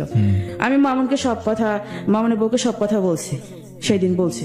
তারপরে মামুন এই গন্ডগোলটা করছে, মানে এই 10 লাখ টাকার কাহিনী করছে। মামুনের বউকে বলছিলাম যে এই কারণে মামুনের বউ হয়তো মামুনকে কিছু বলছে, হয় তারপর যে আমি কনসেপ্ট করছি যদি কিছু হয়, কিছু যদি করি। পরে মামুন এটা হয়তো চাল খাটাইছে যে 10 লাখ টাকা প্রয়োজন আমার, আমি জানি না কোনটা সত্যি ছিল আর কোনটা মিথ্যা ছিল। তারপর যখন বিয়েটা হয়, বিয়েটা করার পর ও আমাকে বলে তুমি বাড়িতে, তুমি তাহলে গ্রামে যাও, কয়দিন থেকে আসো, আমি এদিকে সবকিছু ঠিকঠাক করি। আমি ওর কথা বিশ্বাস করলাম, আমি বাড়ি গেলাম। পরে বাসে আমি যখন বাসে, তখন আমাকে ফোন দিয়ে বলে যে আজকে তো আমাদের বিয়ে হয়েছে, আমি তোমাকে বাসা যাইতে দিলাম কেন? আমি কই কেন, আমি তো ইচ্ছা করলে বাসায় তোমাকে রাখতে পারতাম, যেহেতু আমার বউ বাসায় নেই। আমাকে বলে যেহেতু আমার বউ বাসায় নেই, আমি তো তোমাকে বাসায় রাখতে পারতাম, আমি রাখলাম না। আমি কেন? আমাকে এমনি রাখি নাই, তুমি যাও, বাড়িতে যাইতে চাইছো যাও, এই কথা বলছে। এরপরে পরের দিন ও কি করলো, আমাকে দুপুরের দিক বিকালের দিক ফোন দিছে, ফোন দিয়ে বলে যে ওর 500 টাকা লাগবে। আমি বলি, আচ্ছা ঠিক আছে, আমি টাকা পাঠাই দিব। এখন সন্ধ্যাবেলা আমি ওকে ফোন দেই, ও আর ফোন ধরে না। এই যে ফোন দিতেছি, ফোন বন্ধ করে রাখছে তো রাখছেই। সেই দিন রাত্রেই আমার আম্মুর কাছে হয়তো ফোন দিছে ওর বউ বা কেউ, আমার আম্মুকে বলছে যে আমি প্রেগনেন্ট। আমার আম্মু তো আম্মুর মনে মাথায় আকাশ ভেঙে পড়ছে। পরে আম্মু সাথে সাথে আমাকে ফোন দিছে, আমাকে বলতেছে যে কি সমস্যা, এগুলো যেগুলো বলতে কান্দে কান্দে বলতেছে যে বিয়ে হয়েছে, প্রেগনেন্ট, হ্যান ত্যান এগুলো বলতেছে। পরে আমি আম্মুর কাছে প্রথমে অস্বীকার গেছি। পরে যখন বলছে আমি নাকি ওরে ব্ল্যাকমেল করে বিয়ে করছি, বাসা থেকে উঠাই নিয়ে যায়, আচ্ছা এটা বলছে যে আমি ওরে ব্ল্যাকমেল করে, অথচ ও যে আমার সাথে এত কিছু করলো তার কিছু হয় না, কিন্তু আমি নাকি ওরে ব্ল্যাকমেল করে বাসা থেকে উঠাই নিয়ে যে বিয়ে করছি। আম্মু বলতেছে তুই নাকি ওরে জোর করে বিয়ে করছিস। আমি কই না, আমি বিয়ে করিনি, আমি ওরে জোর করিনি। তখন আমি আম্মুর সাথে কাইন্দে দিছি।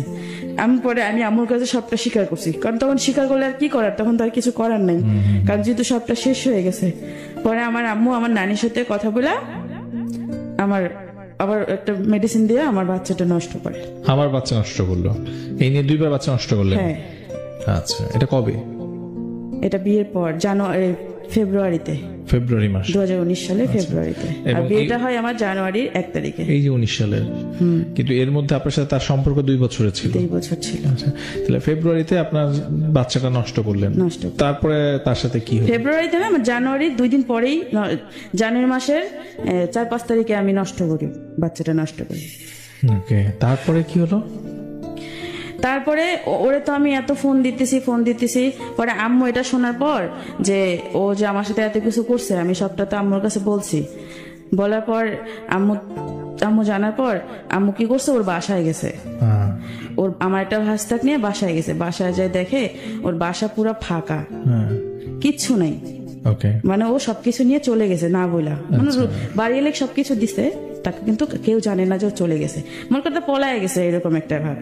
তারপর বিয়ের 1 মাস ওর সাথে আমার কোনো যোগাযোগ নেই। ওর সাথে যোগাযোগ, ও যখন ফোন ধরে না তখন আমি ওর বউকে ফোন দিই, ওর বউকে জ্বালাই। ওর বউ আমার সাথে বাজে ব্যবহার করে, আমাকে বলে যে তুই আমার স্বামীকে, আমার স্বামী কোনো অন্যায় করেনি, তুই আমার স্বামীকে জোর করে বিয়ে করছিস, ব্ল্যাকমেল করছিস, বাসা থেকে উঠায় নিয়ে গেছিস। আমি যে এত কিছু বলতেছি, হ্যাঁ বিশ্বাস করতেছে না, কারণ মামুন এমন একটা মানুষ, মানসিক মিষ্টি কথা বলেই এমন কথা দুর্বল করে ফেলে। মানে এই হচ্ছে আপনার জীবনের আপনার যে মামুন, সে অবশেষে আপনাকে বিয়েও করলো এবং তারপরে হচ্ছে চলেও গেল আপনার জীবন থেকে। পরবর্তী থেকে আপনাকে ডিভোর্স দিছে? হ্যাঁ, তারপর হচ্ছে শুনেন আমি বলি, আর এরপর থেকে তো আসল কাহিনী শুরু হয়েছে। ওর মুখোশটা আমার সামনে খুলছে যে আসলে ও আমার কাছ থেকে কি চাইছিল, আসলে আমাকে ও আদৌ ভালোবাসছে কিনা আমি বুঝতে পারছি। যখন হলো তারপরে ওর বউ হচ্ছে গাজীপুরের মেয়ে, আমার যে বিয়ে দিছে তার উপরে অনেক নাকি, মানে অনেক নেতা ফেতা আছে না, ওদেরকে দিয়ে অনেক জ্বালাতন করছে আমার এই ভাইটাকে যে বিয়ে দিছে। জ্বালাতন করার পর আমার ভাইটা বলতেছে, দেখ যেহেতু ও ফোন, আমি ওরে ফোন দেই, ও ফোন ধরে না আমার। আমি ওরে অনেক SMS করছি, যেগুলো মানে আমি জীবনে কখনো ওরে এত SMS করিনি। আচ্ছা, মানে আপনার সাথে যোগাযোগ বন্ধ করে দিল? যোগাযোগ একদম টোটালি বন্ধ করে। তারপরে কি হলো একটু ঝটপট বলেন। তারপর আমার যে ভাই ওর উপরে অনেক অত্যাচার করে, যে ওর ভয় দেখায়। তারপর আমার ভাইটা আমার সাথে সবকিছু বলতো যে দেখ এরকম যে তোর সাথে সংসার করতেছে না, তাহলে তুই কিছু একটা কর। পরে আমি ওর সংসার বাঁচার জন্য, আমার ভাইটার ওর যেহেতু একটা বাচ্চা আছে, ওর একটা ছোট বাচ্চা আছে, আমার জন্য তো চাই না যে ওর কোনো ক্ষতি হোক। যেহেতু আমার বিয়েটাই ঠিকভাবে হয় নাই, ও কাগজপত্র দেয় নাই, বিয়ের কাগজপত্র নেই, এরা হয়তো ইসলামিক শরীয়তে হইলেও সরকারি ভাবে হয় নাই। আচ্ছা, এভাবে, কারণ অনেক আমি বুঝতে পারিনি কখনো। তারপর আমার ভাইটা বললো কি যে তুই কর, ডিভোর্স দে। পরে আমি ওর কথা চিন্তা ভাবনা করে আমি বললাম 2 দিন ভাবি। 2 দিন ভাবার পর আমি এই সিদ্ধান্ত নিলাম ডিভোর্স দিব। ডিভোর্স দেওয়ার পর ও আমাকে নিয়ে গেল কাজে বসে, যে এখানে বিয়ে করেছে ওখানে নিল না, আর এক জায়গায় নিয়ে আমি ডিভোর্স দিলাম, নোটিশ দিলাম। দেওয়ার পর এখন ও শুনছে, আমাকে কয় কি সুন্দর, আগে আমার সাথে ভালোবাসা করছে, যেদিন ডিভোর্স দিতে তারপর থেকে আমার সাথে কথা বলা শুরু করে দিছে। কথা বলা শুরু করে দিছে, বলতেছে তোমার সাথে তো আমার ডিভোর্স হয়নি, স্ত্রী পক্ষ কখনো ডিভোর্স হয় না। তোমার কে বলছে যে মৌলানা আছে, বড় বড় হুজুর আছে, তাদেরকে জিজ্ঞাসা করে দেখিও। আচ্ছা আচ্ছা। এই বলে। আমি ওর কথা আর কোনো শুনছি, আমার অনেক কান্না পাইতেছে, এত কষ্ট করে আমি ওরে বিয়ে করলাম, এত ভালোবাসলাম, আর ও আমার সাথে এরকম চিৎটা করলো। 1 মাস কোনো খোঁজ খবরই নেই। পরে যখন আমি ওর ছাইড়া দিছি তখনও আমার খোঁজ খবর না, যখন শুনছে যে সুমি মানে মাহমুদ আরে ডিভোর্স দিছে, তখনও এরকম করলো। তারপর আমার মা সেই দিন, যেদিন আমি ডিভোর্স দিয়ে আসছি, আমার মা জানে না, কেউ জানতো না। আমার মা কয় বিয়ে করছে, তাহলে এখন আমি এখানে থাকি কেন? আমার প্রতি একটা অন্যরকম, মানে কেউ দেখতে পারতো না। বাসা থেকে আমাকে বের করে দেয়, আমার আম্মু বের করে দেয়। আমি কোথায় যাব? আমার তো কেউ নাই, আমি তখন অসহায় পড়ছি। পরে আমার যে ভাইটা যে বিয়ে দিছে, ওরকে আমি ফোন দিলাম সবার আগে। ফোন দিয়ে পরে বললাম যে দেখ এরকম বাসা থেকে বের দিচ্ছে। ওর যে মামা তো বোন আছে একটা, ওর বাসায় ও আমাকে নিয়ে গেল কাশিমপুর, ওখানে রাখলো। রাখার পর ও আমাকে বলতেছে, রাখলো, আমার সবকিছু যাবতীয় মানে থাকা খাওয়া খরচ সবকিছু দিয়ে দিছে। দেওয়ার পর এখন মামুন আমার সাথে কথাবার্তা বলতেছে, আমাকে বারবার বুঝাইতে চেষ্টা করতেছে যে তোমার সাথে আমার ডিভোর্স হয়নি, স্ত্রীর পক্ষ ডিভোর্স হয় না, যাতে ও আবার আমার সাথে ফিজিক্যালি করতে পারে, লুকায়া হইলেও। এভাবে বলছে। আমি তখন থেকে বুঝতে পারছি যে আসলে আমাকে ভালোবাসে নাই। বুঝতে অনেক দেরি হয়ে গেল মনে হয়। হ্যাঁ, অনেক দেরি হয়েছে, মানে অনেক দেরি হয়েছে। যখন সবকিছু শেষ হয়ে গেছে আমার, তখন